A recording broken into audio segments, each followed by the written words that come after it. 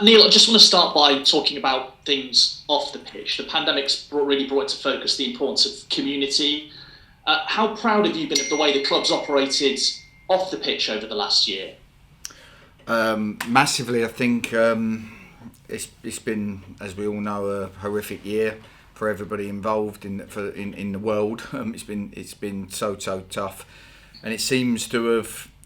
I think the first lockdown we all managed to get through because it was new and no one quite knew how long it was going to last. I think this second lockdown's been really tough for people with the winter months and obviously the hope of light at the end of the tunnel. But for us as a club, the way we've tried to engage with the fans, I certainly remember in the first lockdown the amount of phone calls I made to elderly and vulnerable supporters, and I know the players did as well.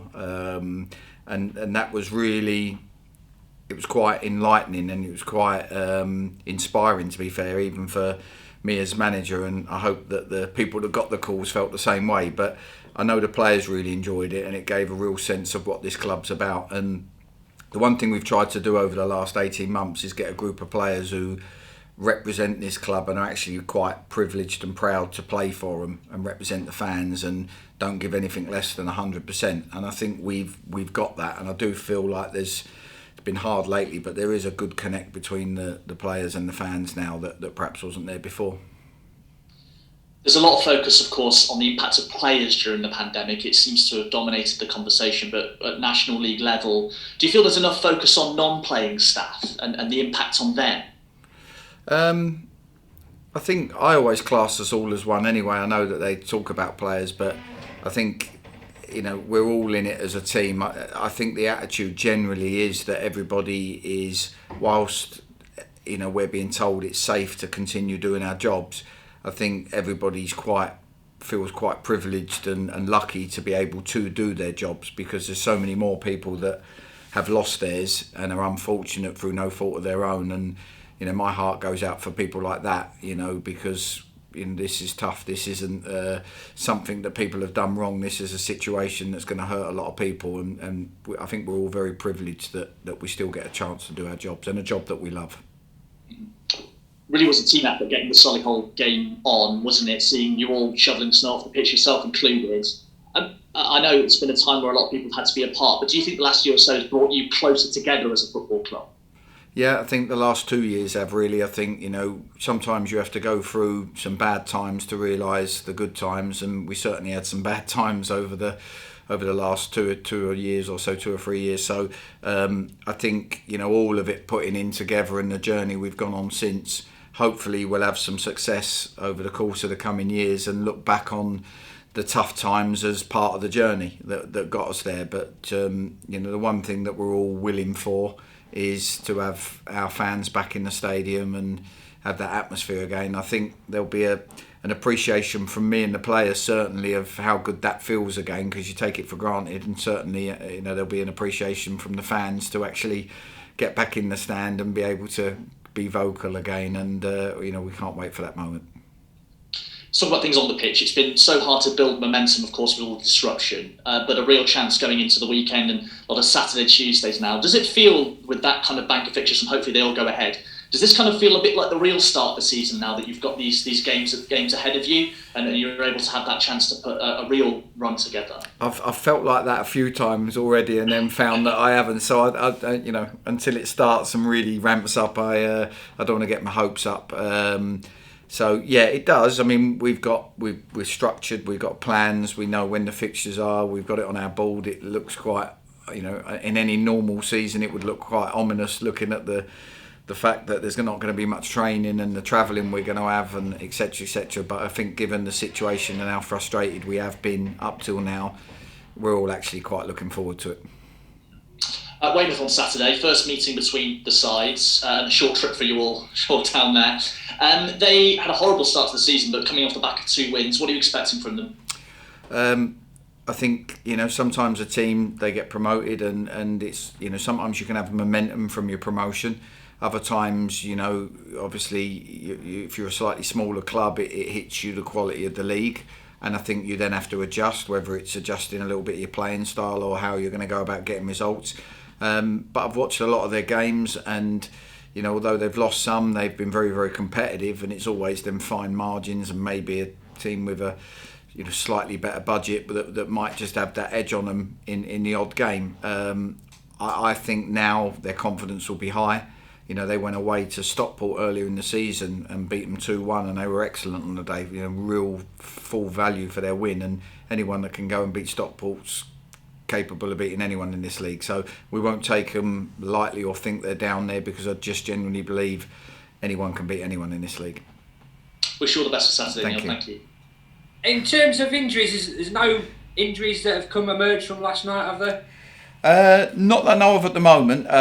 The boys that played have stayed in and done a recovery day, ice baths and various things. The others have gone out and done some work. So we always have a staff meeting in the morning and then a staff meeting in the afternoon before we sort of decide on squads and teams and stuff. So I'll be a bit clearer sort of probably at 2:00 after my staff meeting. Will Richard Brindley be available for you this weekend? Well, that's what I'll find out, because they were putting him through his paces today of he was doing his gym work, but then they were going to do some running work and a bit of heading a ball and stuff like that, trying to take him through stuff that could be a concern and make sure that Brins gives us the thumbs up that he feels fine and available for selection before we make that judgment call. And just in terms of bringing players in, are you any closer to signing anybody? I say no. We sort of got some lists and targets, and we're finding out all the information on them. And as you can appreciate, even with various things that go on, finding out their characters and making sure that they'll fit what we want. They've got the drive to join the squad for what we're trying to do. There's lots of work that has to go on behind the scenes that isn't always easy. I've actually got a recruitment meeting with the owners later on at 3:00 on Zoom. So we're just trying to put a little bit of structure into it and make sure that we know the process is even better, or get the processes even better. So I'm confident we will be adding to the squad, but it's just trying to get the right one and get it in as quick as we can. Would it be just the one signing? I think the way we're looking at things at the moment, initially we feel that the left back spot's a position we need to add, and that's one that we had lined up that fell through. But we've got 3 centre halves, and we might need to bring a 4th centre half in. But what we don't want to do is bring a 4th centre half in now, and all 3 of our centre halves stay fit and well, and then we've got to try and get game time into somebody who might not, warrant the game time, if that makes sense. So we're almost lining up the possibilities, and then if something did happen in our centre half position, we'd be in a position to move quick. How pleased are you with the defensive record at the moment? Because I think, if I'm right in thinking, it's only Boreham Wood who've got a better defensive record, but I think that's only by like 1 goal. How much work has gone into preparing that back four? Because for the second consecutive season now, it's the record's pretty phenomenal. I don't know if it's just the back four. Obviously, the back four, the final line of defence, and the goalkeeper as well, and they're always the ones that will stop the attacks. But I think I know some people like the way we try and play and dominate possession. Some people don't like it, get frustrated by it, whatever. The main thing for me is we have got an identity, but what people don't appreciate is when you've got the ball and you're passing the ball and you're in control of the game, there's less chance of the opposition scoring, because defend with the ball, don't you? Basically, exactly. So, and it's not that we're not trying to score; it's that we're trying to get players into positions and cause teams problems. But sometimes we're at our worst when we're poor with the ball. So when we turn the ball over regularly, there's more of a threat to our goal on breakaways, and I don't like it when the game becomes like a tennis match. You have an attack, we have an attack, you have an attack, and that's when we can get stretched, and that's when even good defences, if they get isolated 1v1, 2v2, 3v3, it can be tough for them. We good in our transitions. When we do turn the ball over, there's a real hunger from everyone, including wingers and forwards, to either get the ball back quick or recover to a shape and keep our distances tight. It's just like I've always said before, we try and defend from the front and we try and play from the back. I've got to ask you about Conor Rawlinson, because I know you like your centre halves to play, and it's clear, I think it's abundantly clear that you can see that his quality in distribution compared to when he first came into the football club has improved beyond measure. Is that something that you've worked with him on, and just how good do you think he's now got at that? Yeah, I think you need to give them confidence. Same with Ben Turner. You know, Ben, if ever there's a big, strong head it and kick it centre half, Connell and Ben Turner are them. You know, they arrived at the club and they're the sort of centre halves in this league that you'd say you need them sort of centre halves to get you out of the league. And then you're trying to, you know, culture them into being able to set your attacks off and not give the ball away cheaply. And you need to earn their trust that, you know, they are going to get it wrong at times and they are going to not be brilliant at times. But what we try and do is set them up that if the opposition are sat in and you know, trying to sort of just do a mid block or a low block, how they start our attacks. If the opposition are trying to press us high, what our options are and how they play quicker and move the ball quicker. So we try and set them up for all the scenarios, and I think they enjoy it, you know, more than ever now. These sort of centre halves who are there who want to defend, you know, if you talk to them, they love it. They do extra afterwards. They'll go out with Greg and they'll do passing drills and they do extra. You can hear them talking to each other, telling them the options they've got during the game, the ones that we work on. You know, so if we go back to the Stockport goal, which got shown time and time again on thing, you know, Connell drops a lovely ball into Carl Wooten, and that wasn't by chance. That's part of a process that we go through on a daily basis. So I think they enjoy it. I think they embrace it. They know there's no blame culture. We've earned their trust, and if you put all that together with encouragement, you can coach anybody.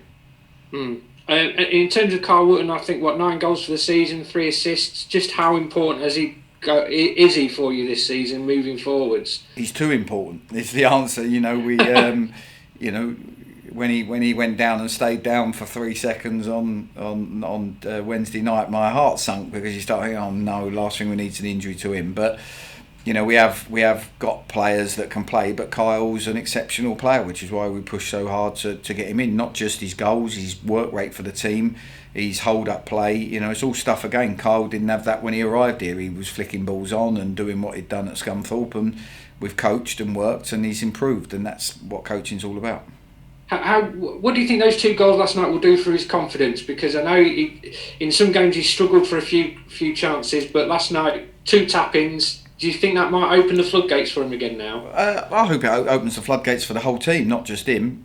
We had a behind closed doors match when we missed some games. We didn't flag it, but we had a behind closed doors game to give everybody minutes just after Christmas, and Kyle came on in 45 minutes in that game and scored a hat-trick. We won 3-0. So he knows where the goal is still, and I was confident that it will come at any point. You've got to remember, we've had some tough games, you know. Bournemouth were one of the better teams in the league. We had Hartlepool, one of the better teams. We've had Torquay, we've had Stockport, we've had Solihull. These are all top teams we've played, and they've all been tight games. And you know, they've shown us a bit of respect in coming, and you know, I've never seen Torquay work so hard without the ball to stop a team hurting them. Every time we change shape, they change shape to match us up. You know, and it's not easy to break teams down, you know, always when the way we try and play. And the same was last night. They came, they played, I thought it'd be an open game, and it wasn't. They played a 5-4-1. They tried to stop all the passing lines, tried to make it very difficult for us to break them down, and it's not easy.